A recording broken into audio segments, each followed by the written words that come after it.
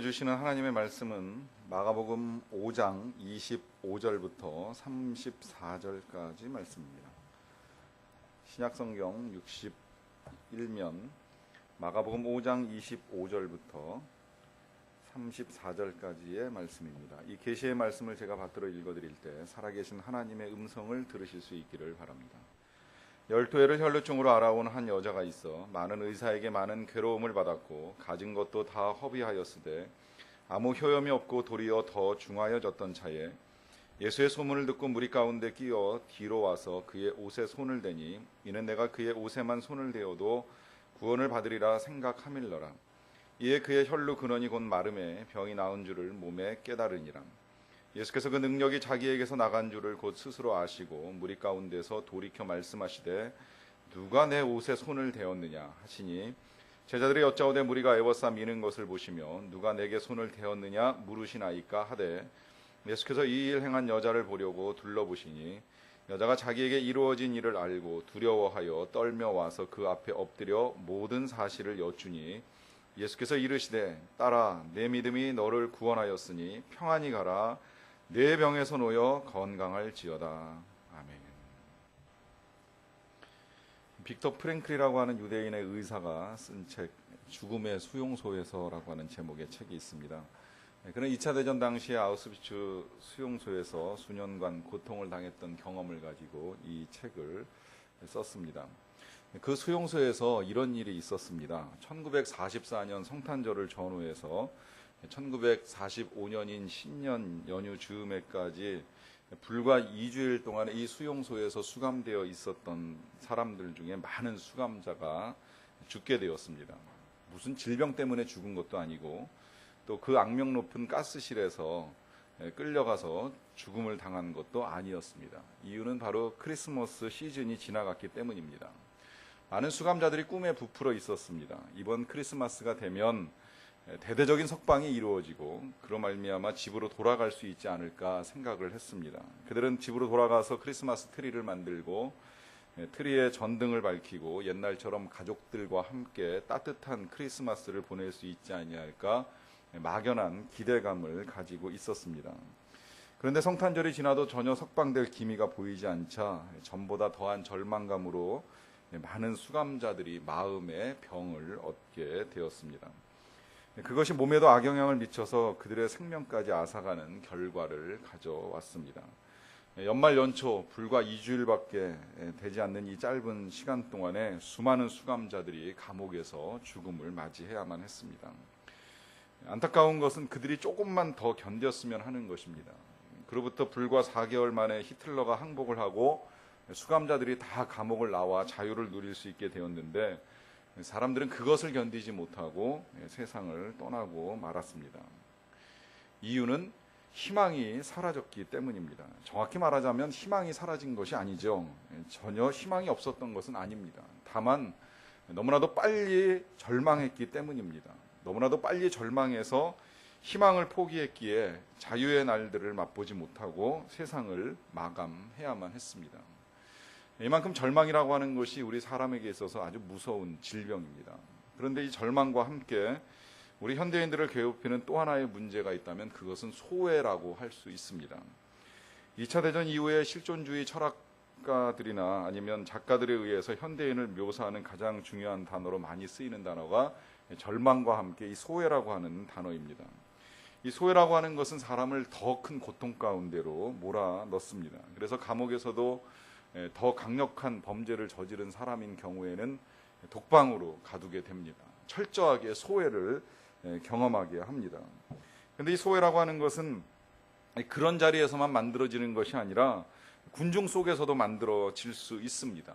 함께 있는 자리에서, 함께 어울려 일을 하는 직장에서, 함께 어울려서 공부를 하는 학교에서, 또 함께 예배를 드리고 있는 이 교회 공동체 안에서도 얼마든지 소외는 일어날 수 있는 현상입니다.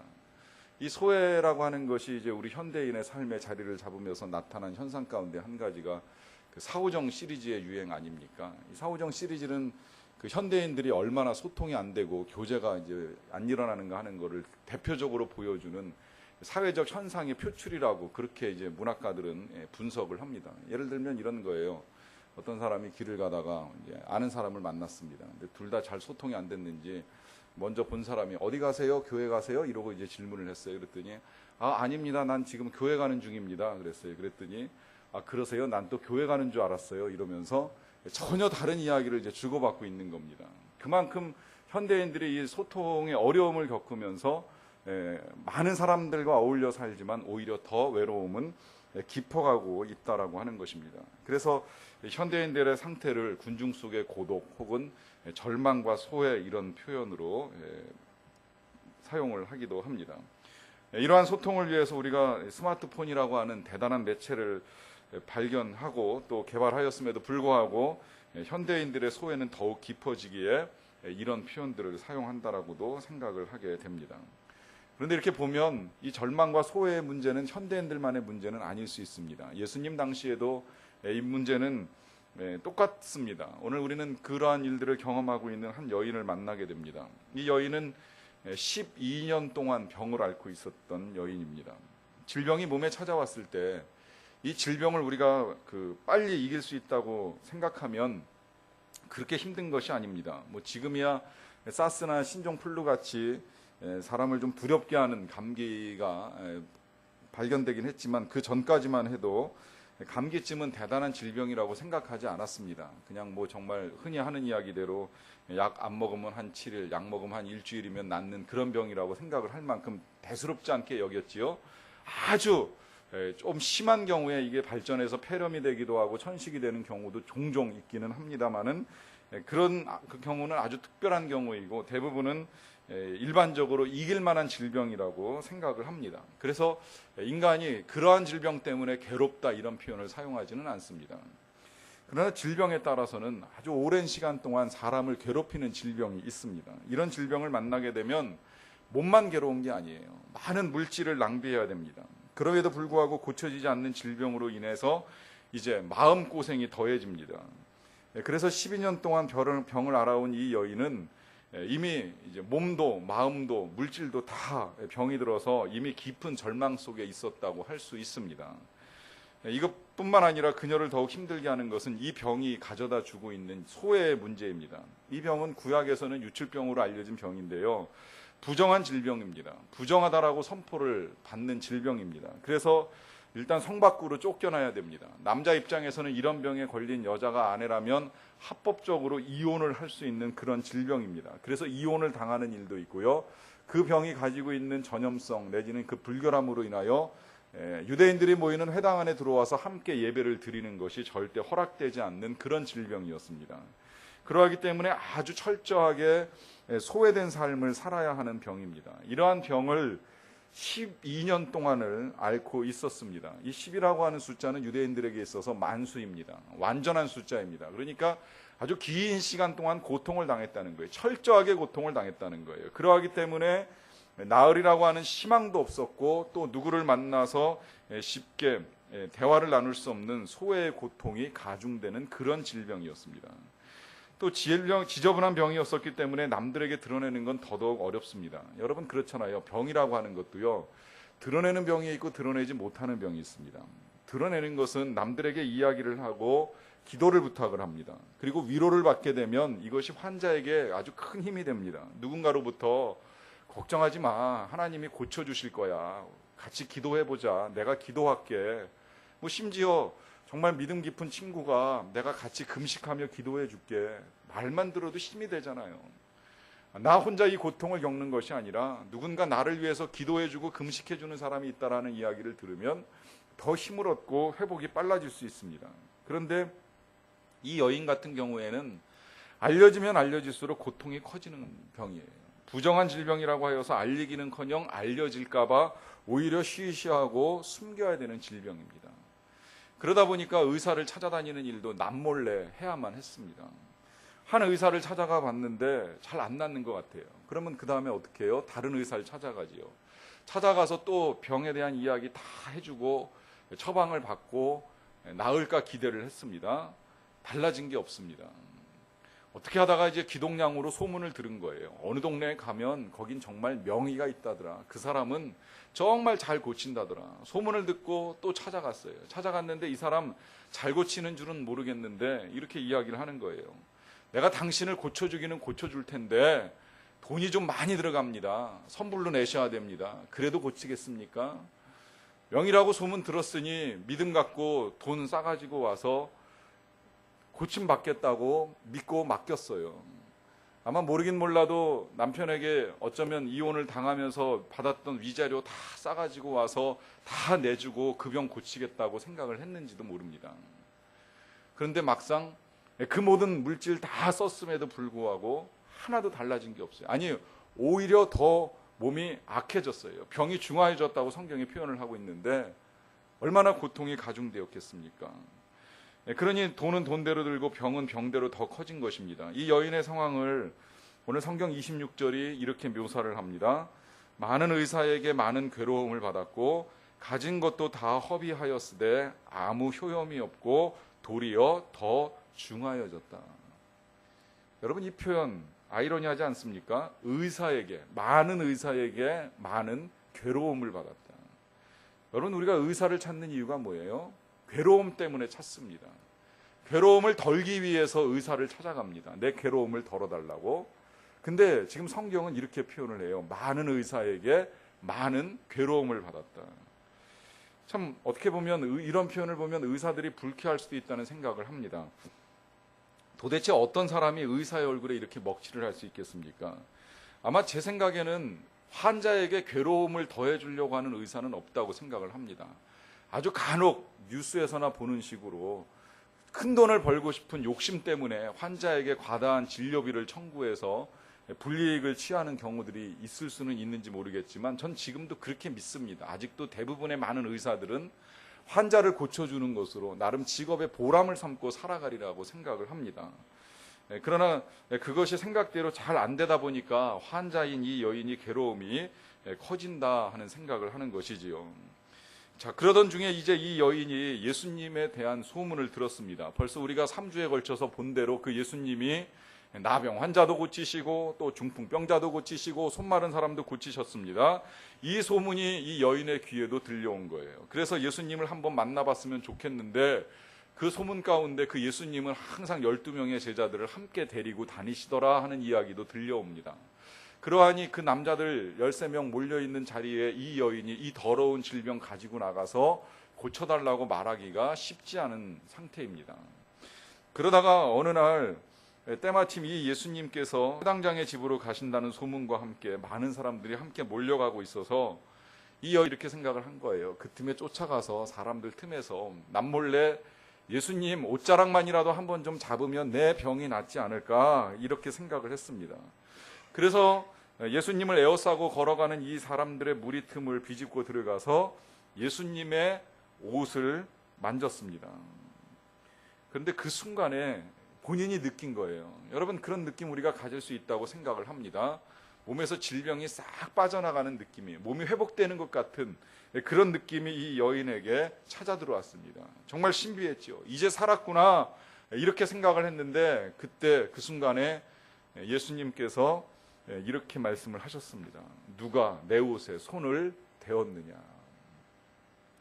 제자들은요, 이러한 예수님의 말씀에 그냥 사람들이 많아서 밀리는 바람에 그렇게 말씀을 하시는 것이라고 생각을 했습니다. 그러나 예수님은 그 말씀에 멈추지 않고 뒤돌아서 고개를 돌려가지고 이 여인의 얼굴을 마주 보셨습니다. 그 마주친 얼굴로 인하여 이 여인은 두려워 떨면서 그 앞에 엎드려서 지금까지 있었던 모든 일들을 다 예수님께 정직하게 고백을 합니다. 그때 예수님께서 이렇게 말씀하셨습니다. 딸아, 내 믿음이 너를 구원하였으니 평안히 가라. 네 병에서 놓여 건강할지어다. 주님의 선포가 너무나도 분명합니다. 내 믿음이 너를 구원하였다. 예수님은 자신의 몸에서 능력이 나간 것을 알고 계십니다. 그렇다고 해서 내 능력이 너를 고쳤다고 말씀하시는 것이 아니라 너의 믿음이 너를 구원하였다고 선포를 하십니다.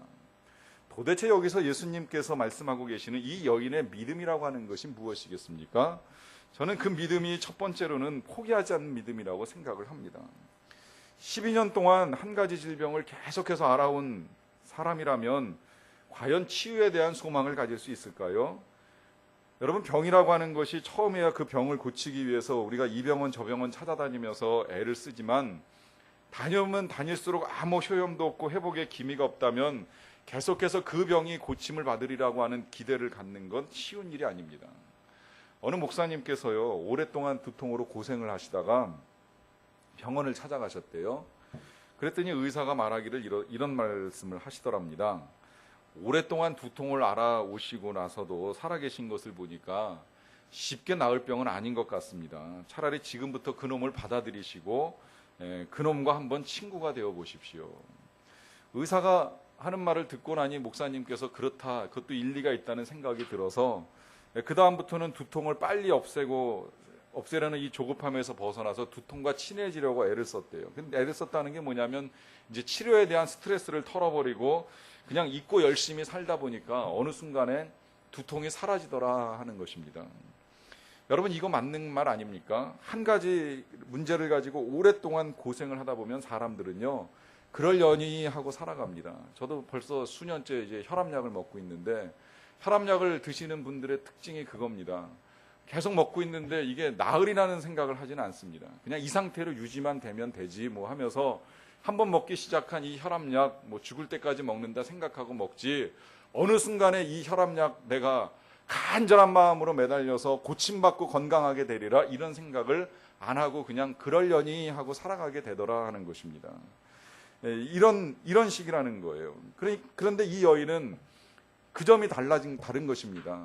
포기하지 않았어요. 12년 동안 병을 알아왔어요. 그 누구도 고치지 못했으면 그냥 그러려니 하고 살아갈 수도 있었는데 그렇게 살지 아니하고 포기하지 않았다는 겁니다. 그리고 소문을 들었고 들은 소문대로 믿고 예수님께 적극적으로 나아갔습니다. 여러분, 혹시라도 이런 생각하실지 모르겠어요. 그래도 예수님은 다르지 않겠는가? 예수님은 워낙에 잘 고치신다라고 하는 소문을 들으니까 그 예수님께는 나아가려고 마음을 먹었던 거 아니겠는가?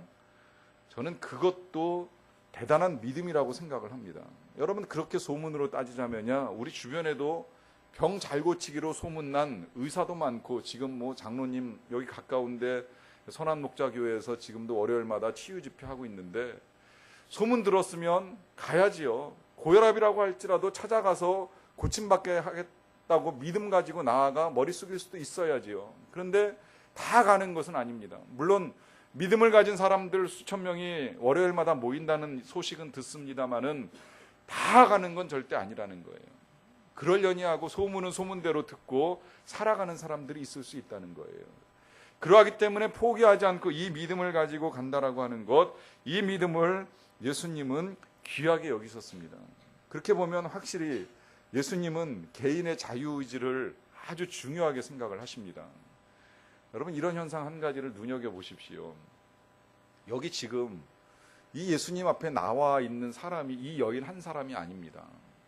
많은 군중들이 에워쌌습니다. 수많은 사람들이 있는 상태입니다. 근데 그 와중에 고침받은 사람은 이 여인 한 사람뿐입니다. 이유가 뭘까요? 다른 사람들은 그저 호기심 가운데 있는 거예요. 그냥 호기심으로 예수님의 능력을 관찰하려고만 해요. 그 능력이 나를 위한 능력이라고, 나를 고치시는 능력이라고 생각지는 아니하는 것입니다. 우리가 다 같이 예배를 드려도 다 같은 은혜를 받는 것은 아닐 수 있습니다. 왜? 우리 각자가 하나님이 주시는 은혜에 대한 믿음의 목마름이 있어야 됩니다. 그때 은혜를 받게 되어 있는 것입니다. 그저 이 자리에 왔다가 떠나가게 되면 자칫 잘못하면 우리는 예수님을 에워쌌던 수많은 군중 중에 한 사람에 머물렀다가 돌아갈 수도 있다라고 하는 것입니다. 그런 면에서 이 여인의 믿음이라고 하는 것은 예수님을 강하게 신뢰하는 믿음, 예수님은 다를 것이라고 하는 믿음이라고 볼 수도 있습니다. 비록 지금까지 많은 의사들을 만나서 실패하였다고 할지라도 그녀는 뭐 예수님이라고 별 수 있겠나, 이 많은 의사, 그 유명한 명의도 못 고친 내 질병을 과연 누가 고치겠는가라고 이렇게 생각하지 않았습니다. 만약에 그렇게 생각했다라면 그녀는 고침을 못 받았을 수도 있겠지요. 그런데 그는 과거의 그 모든 경험들을 다 일축해 버렸어요. 여러분, 그러하기 때문에 이걸 아셔야 돼요. 경험이라고 하는 건 우리에게 도움이 될 수도 있지만 우리에게 도움이 안 될 수도 있습니다. 우리가 상처를 치료함에 있어서 과거의 치료와 회복의 경험은 보다도 더 큰 질병과 상처를 치료하는 데 큰 힘이 됩니다.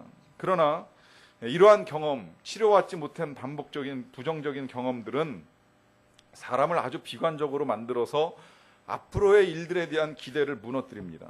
누구보다도 이 여인은 그럴 만한 가능성을 많이 가진 사람입니다. 긴 시간 동안 많은 사람들로부터 많은 괴로움을 받았기 때문입니다. 하지만 그녀는 예수님에게서 다시 희망을 발견합니다. 그분은 다를 것이다. 그분은 다른 의사와는 달리 내 병을 고칠 수 있을 것이다. 그분은 내 인생을 바꿀 수 있을 것이다. 그분만큼은 내 삶을 달라지게 할 수 있을 뿐이라고 하는 그러한 믿음을 가지고 예수님께 나아갑니다. 여러분, 이것이 중요합니다. 우리도 이 믿음을 가져야 합니다. 지금까지의 경험 때문에 예수님께서도 어쩌실 수 없다라고 하는 이 부정적인 생각을 하면 아니 됩니다. 비록 지금까지는 아니 되었다고 할지라도 주님은 얼마든지 이후로 우리의 삶을 바꿀 수 있는 분이라고 하는 믿음을 가지고 나아가시기를 바랍니다.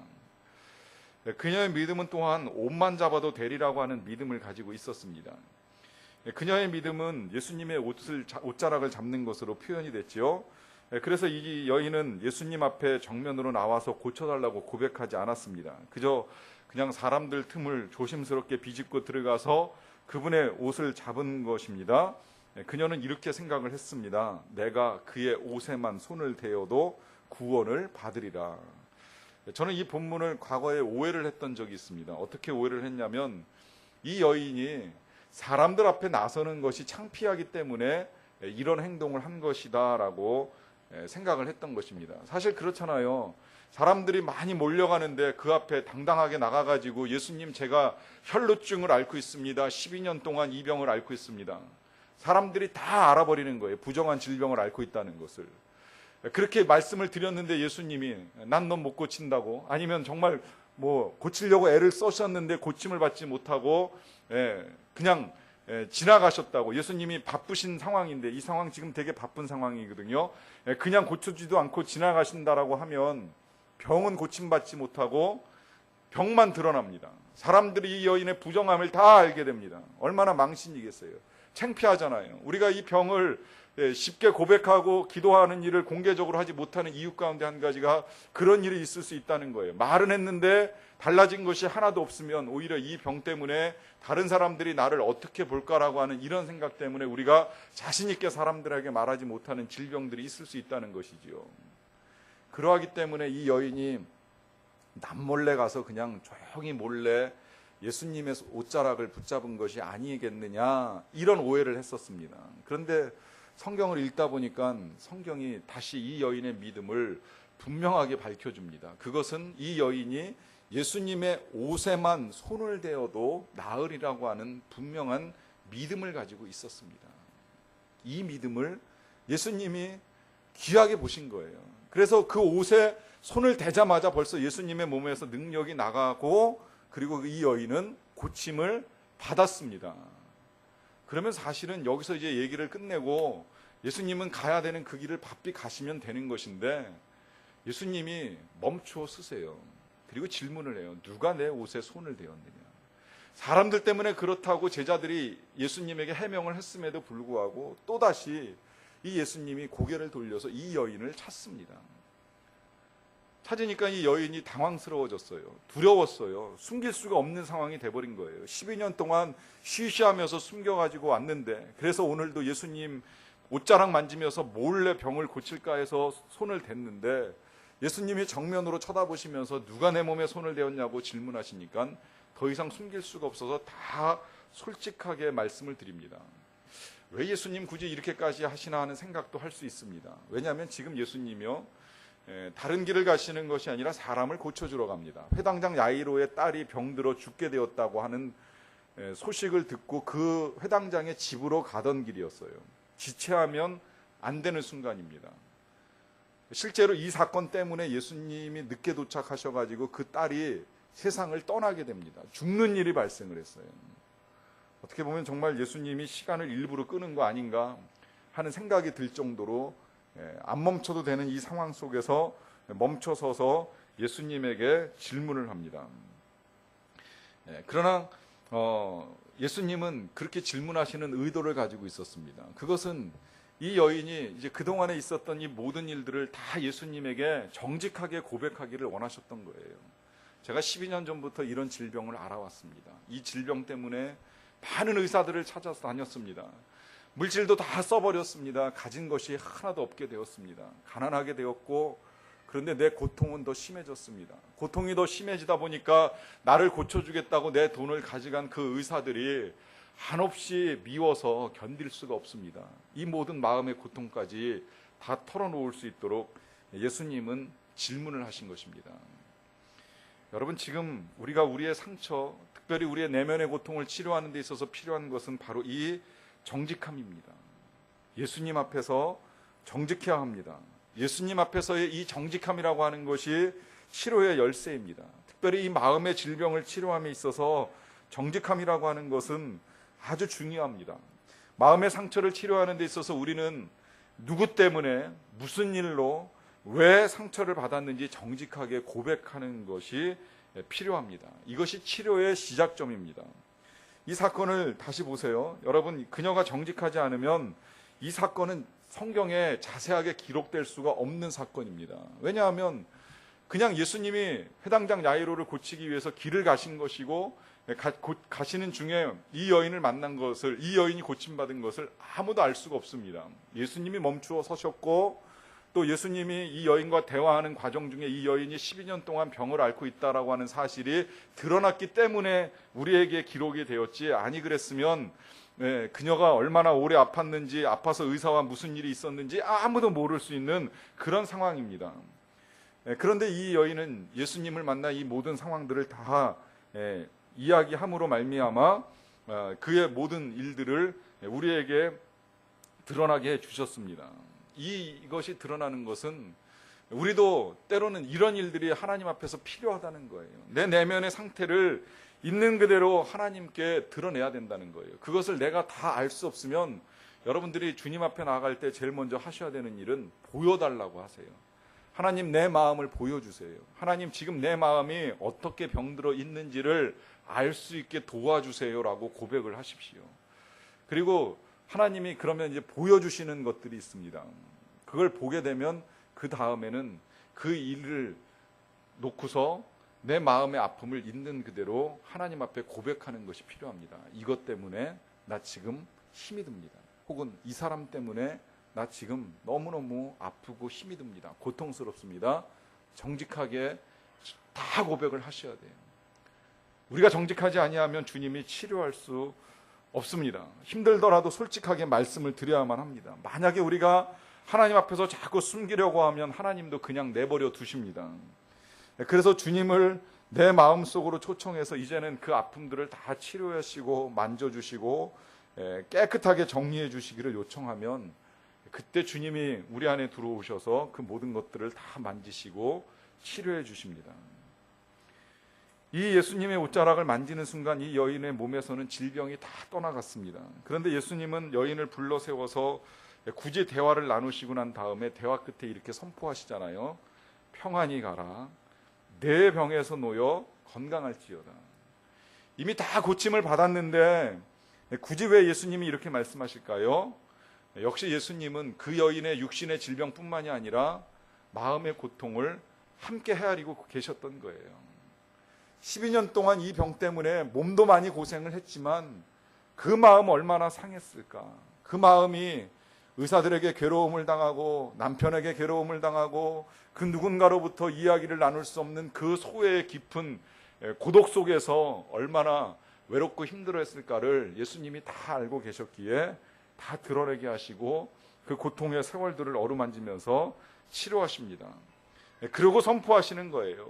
내 병에서 놓여 건강할지어다. 너의 그 몸과 마음의 병에서 자유할지어다. 그리고 이제 네 병은 완전히 다 치료됐으니 평안히 가라. 기쁨으로 남은 생애를 행복하게 살라고 선포하십니다. 여러분, 우리의 삶에도 긴 시간의 고통으로 인해서 절망이 찾아올 때가 있습니다. 그리고 그것을 누군가 나눌 수 없다고 생각할 때 우리는 소외의 고통이 가중이 됩니다. 그때 우린 주님께 나가야 합니다. 정직하게 나가야 됩니다. 그때 주님께서 우리의 절망을 희망, 더 나아가서는 기적으로 바꾸어 주실 것입니다. 우리의 아픔을 헤아리는 주님께서 결코 우리가 소외되거나 혼자가 아니라는 사실을 깨닫게 해주시면서 고쳐주시는 은혜 가운데 하나님이 우리와 함께 계시다라고 하는 사실을 알게 해주실 것입니다. 그래서 우리가 주님 앞에 나아갈 때 주님께서 우리에게도 분명히 이렇게 말씀하실 것입니다. 내 믿음이 너를 구원하였으니 평안히 가라. 내 병에서 놓여 건강할지어다. 기도하시겠습니다. 하나님, 우리가 하나님 앞에 나아갑니다. 절망 속에서 또 소외 속에서 주님만이 우리를 고치실 수 있다라고 하는 희망으로, 또 주님이 우리와 함께 계신다라고 하는 믿음으로 나아갑니다. 주님, 우리를 고쳐 주시옵소서. 우리와 함께하여 주시옵소서. 우리를 어루만져 주시사 우리의 이 육체의 질병에서 그리고 마음의 고통에서 자유케 하여 주시옵소서. 그리하여 우리의 마음과 몸이 상할 때에 우리를 고쳐주시는 주님과 함께 참된 평안, 참된 기쁨 누리며 살아가는 주님의 백성들이 다 되게 하여 주시옵소서. 예수님의 이름으로 기도하옵나이다.